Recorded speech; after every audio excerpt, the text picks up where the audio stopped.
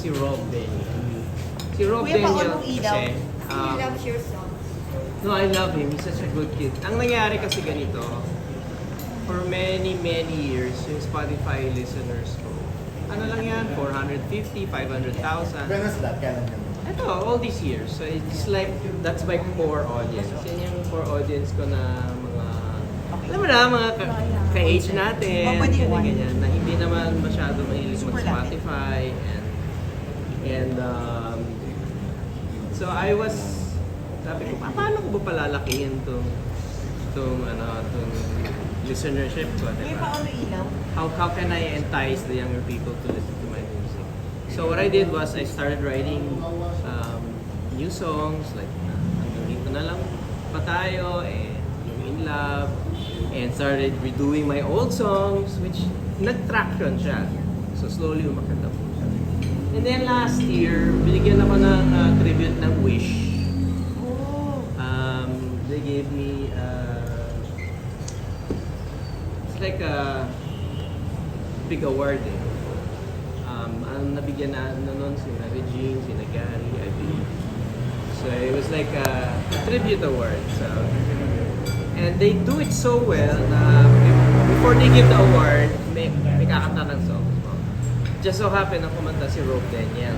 So I was watching, galing ng pagkakanta niya, and then I received my award, gave my speech.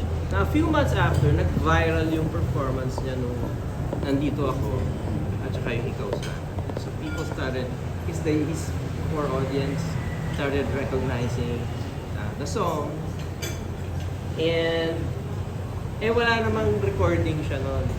So they went to my Spotify. And they searched. And then I started noticing, wow, biglang sumisipa na from 500,000, 600,000. Now it's 3.3 million. Wow. Yes.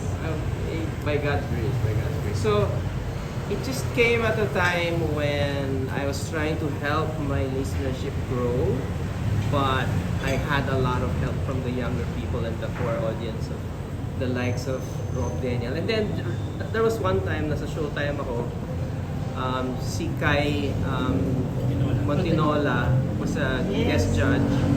Tapos, binubuyo niya ako na collab kami, mag-duet kami.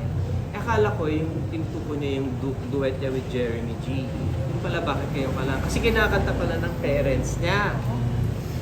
So I started singing it, then she started singing it. Ang ganda ng boses nito. And it went viral again. Like, in one day, 8 million, hanggang nag-20 million, 30 million views na siya sa Facebook. Pati yung mga tao sa showtime, grabe ito, kuya, nag-viral. So much so, nung nag-asap kami, we did it live, and then I had a number naman with Belle nang nandito ako. So, all these younger people started recognizing my music. At saka yung nagbebenta ng taho. Kaya ako eksena. So, ayun. So, lumipad yung na sobra akong appreciative and at the same time sobrang happy, sobrang shocked. Kasi yung iniisip ko kung paano ko gawin, tulungan pala ako ng mga kabataan ngayon. You know? So, where it will go, I don't know. I'm so encouraged, to keep writing and then to lure more younger people to discovering my music. And it's just as a musician who's been doing this for 36 years, sobra lang akong encouraged and happy. So, nang isang araw din ako si Boss Vic. Boss Vic, pa tayo ng mga projects with my old songs, So, meron kaming niluluto ni Boss Vic with Viva. And then I also talked to Jonathan. Sabi ko, let's do some collabs with some younger people. Pwedeng duet with my old songs or maybe they can do their own version. Nakakatuwa kasi yung songs na sinulat mo 36 years ago, buhay ulit. Now, I cannot forget also to mention that Nandito Ako is written by Aaron Paul de Rosario. I did not write that song, so I want to give him full credit and say the name of Aaron Paul de Rosario. because he was the one who gave me that song. And to this day, lagi ako pag tinatanong kasi song that defines, it's always nandito. It's been sung by so many people around the world, including si Tadia, si David Archuleta, si Nicole. Hindi kailangan kita yung kanya, tsaka Pangako. Pangako yung kay Nicole. May duet lang siya with Regina. And then si